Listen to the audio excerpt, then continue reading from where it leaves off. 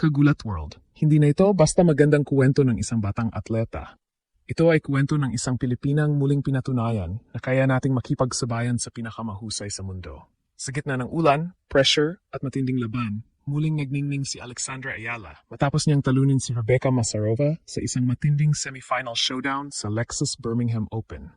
Sa score na 6-2, 4-6, 6-3, ipinakita ni Alex hindi lamang ang kanyang world-class talent, kundi pati ang kanyang tibay ng loob sa oras ng pagsubok. Mabilis niyang dinomina ang unang set ngunit hindi basta sumuko si Masarova. Bumawi ito sa ikalawang set at tila nagbabadya ang isa pang upset. Ngunit dito lumabas ang tunay na karakter ng number 1 seed ng torneo. Nang maantala ang laban dahil sa ulan habang nasa kontrol si Alex sa deciding set, maraming manlalaro ang maaring mawalan ng momentum. Ngunit hindi si Alex. Pagbalik sa court, mas determinado siya, mas matatag, mas handang tapusin ang laban. At ginawa na nga niya. Isang huling pagsabog ng kanyang forehand, isang huling pagpapakita ng kanyang composure, at opisyal nang nakapasok ang Pilipinas sa isa na namang malaking WTA final. Ngayon, naghihintay ang susunod na kabanata laban kay Nicola Bartunkova. Pero isang bagay ang malinaw. Hindi na sorpresa si Alex. Isa na siyang tunay na puwersa sa world tennis. Noong nagsimula ang linggong ito sa Birmingham, marami ang umaasang makarating ng malayo si Alex. Ngunit kakaunti lamang ang tunay na nakakita kung gaano kalayo ang mararating niya sa damuhan ng England. At ngayon, buong mundo ang nakatingin. Sa edad na 21, patuloy na sinusulat ni Alex ang isa sa pinakamagandang sports stories sa kasaysayan ng Pilipinas. Mula sa pagiging junior Grand Slam champion hanggang sa pagpasok sa top 40 ng mundo, marami ng milestone ang kanyang nalampasan. Ngunit ang Birmingham Open na ito ay may kakaibang kahulugan. Grass court ito. Ang parehong surface na ginagamit sa Wimbledon. At sa loob ng maraming taon, ito ang isa sa pinakamahirap na surface para sa maraming rising players dahil sa mabilis na bola, mababang bounce, at kakaibang galaw ng laro. Pero habang ang iba ay nahihirapan mag-adjust, mas lalo pang lumalakas si Alex. Sa semifinal laban kay Rebecca Masarova, agad niyang ipinakita kung bakit siya ang top seed ng torneo. Mula sa unang game pa lamang, agresibo na ang kanyang approach. Malalim ang kanyang returns, malinis ang kanyang footwork. At halos bawat rally ay kontrolado niya. Resulta? 6-2 agad ang unang set. Mukhang madali, mukhang kontrolado, mukhang isang diretsong ticket papuntang finals. Ngunit tulad ng lahat ng magagandang laban, hindi naging ganoon kadali ang naging kwento. Sa ikalawang set, nagsimulang mag-adjust si Masarova. Mas naging agresibo ito sa baseline. Mas naging matapang sa returns. Unti-unting nabaligtad ang momentum. At sa pagkakataong iyon, nakita natin ang isang bagay na hindi madalas maranasan ng mga elite athletes. Pressure. Biglang naging dikit ang bawat puntos. Biglang naging mahalaga ang bawat serve. Biglang naging laban hindi lamang ng talento kundi ng tibay ng isip. At dito nagsimulang sumubok ang tadhana. Nakuha ni Masarova ang ikalawang set, 6-4. Tabla ang laban. Isang set na lamang ang pagitan ng pangarap at pagkabigo. Maraming manlalaro ang bumibigay sa ganitong sitwasyon. Marami ang nawawalan ng kumpiyansa. Ngunit hindi si Alex. Dahil sa bawat malaking laban ng kanyang karera, isang bagay ang paulit-ulit niyang ipinapakita. Kapag mas malaki ang pressure, mas lumalabas ang kanyang tunay na lakas. At iyon mismo ang nakita ng buong Birmingham. Habang papasok ang deciding set, ramdam ng lahat na may special na mangyayari. Hindi pa alam ng mga manonood kung ano iyon. Pero nararamdaman nilang may isang bituin na muling sisikat. At ang pangalang iyon ay Alexandra Ayala. Pagpasok ng ikatlong set, ibang Alex ang nakita ng buong stadium. Hindi na ito ang batang manlalarong nangangarap lamang makapasok sa malalaking torneo. Hindi na ito ang junior champion na sinusubukang patunayan ang kanyang sarili. Ito ay isang world-class competitor na alam kung paano manalo sa pinakamahirap na sitwasyon. Habang tumatagal ang laban, lalong tumitindi ang tensyon. Bawat service game ay parang isang maliit na gera. Bawat rally ay may kasamang bigat ng buong torneo.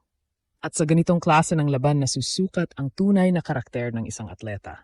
Hindi sa mga panahong madali ang lahat, kundi sa mga sandaling gustong kunin ng pressure ang iyong kumpiyansa. Sa umpisa ng deciding set, agad na ipinakita ni Alex ang kanyang intensyon. Hindi siya papayag na mamagaw ang laban. Hindi siya papayag na masayang ang lahat ng kanyang pinaghirapan sa buong linggo. Muling bumalik ang kanyang agresibong forehand. Muling naging matalim ang kanyang returns. At higit sa lahat, bumalik ang kanyang kumpiyansa. Unti-unting napaatras si Rebecca Masarova. Ang Swiss player na nakahanap ng momentum sa second set ay muling nahirapang makahanap ng sagot sa bilis at consistency ni Alex. Habang lumalalim ang set, nagsimulang maramdaman ng crowd na papalapit na ang Filipina star sa finals. Ngunit saka naman dumating ang isang bagong hamon. Ang ulan. Habang kontrolado ni Alex ang laban at malapit ng tuluyang maisara ang semifinal, muling bumuhos ang malakas na ulan sa Birmingham. Napilitang itigil ang laban, naputol ang momentum, naputol ang ritmo. At sa tennis, isa ito sa pinakamahirap na bagay na maaring mangyari. Kapag ikaw ang may kontrol sa laban, ayaw mong maputol ang iyong momentum. Ayaw mong magkaroon ng pagkakataon ang kalaban na mag-reset. Ayaw mong mawala ang init ng iyong laro. Ngunit ito ang sitwasyong kinaharap ni Alex. Maraming atleta ang nahihirapang bumalik pagkatapos ng mahabang rain delay. Minsan nag-iiba ang teaming, minsan nawawala ang kumpiyansa, minsan bumabaligtad ang laban. Pero dito nakita ang isa sa pinakamalaking pagbabago sa laro ni Alex nitong mga nakaraang taon. Ang kanyang maturity. Pagkatapos ng paghihintay, bumalik siya sa court na parang walang nangyari. Walang kaba, walang pag-aalinlangan, walang senyales ng pressure. Parang isang veterano na sanay sa malalaking sandali. At doon tuluyang bumagsak ang pangarap ni Masarova. Sa mga huling puntos ng laban, makikita ang kakaibang composure ni Alex. Hindi siya nagmadali. Hindi siya nagpapanik. Hindi siya nagbigay ng libreng puntos. Isa-isa niyang binuo ang bawat rally hanggang sa makuha ang mga puntos na kailangan niya. Pagkatapos ng mahigit 2 oras na emotional na laban, dumating ang pinakahihintay na sandali. Ang huling punto, ang huling hampas, at ang opisyal na kumpirmasyon.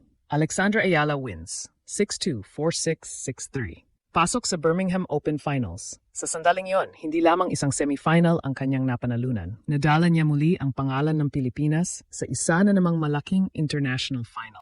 At habang nakataas ang kanyang mga kamay bilang tanda ng tagumpay, isang bagay ang malinaw sa buong tennis world. Hindi na basta prospect si Alex. Hindi na siya simpleng racing star. Siya na ngayon ay isa sa mga pinakamapanganib na batang manlalaro sa women's tennis. At ang mas nakatakot para sa kanyang mga kalaban, pakiramdam ng marami, nagsisimula pa lamang ang kanyang tunay na pag-angat. At ngayon, isang panalo na lamang ang pagitan ni Alex sa isa na namang malaking titulo. Mula sa ulan, pressure, at matinding laban kontra Rebecca Masarova, ipinakita niya ang puso ng isang tunay na kampiyon. Hindi siya natinag, hindi siya sumuko. At nang dumating ang pinakamalagang sandali, binuhos niya ang lahat para sa tagumpay. Sa Birmingham Finals, naghihintay si Nicola Bartunkova. Dating doubles partner na ngayon ay magiging karibal sa pinakamalaking laban ng linggong ito. Ngunit anuman ang maging resulta, isang bagay ang sigurado. Muli nang naitaas ni Alex ang bandera ng Pilipinas sa world stage. At habang patuloy siyang umaakyat sa tuktok ng tennis, patuloy din niyang pinatutunayan na ang isang Pilipino ay kayang mangarap, lumaban at gulatin ang buong mundo.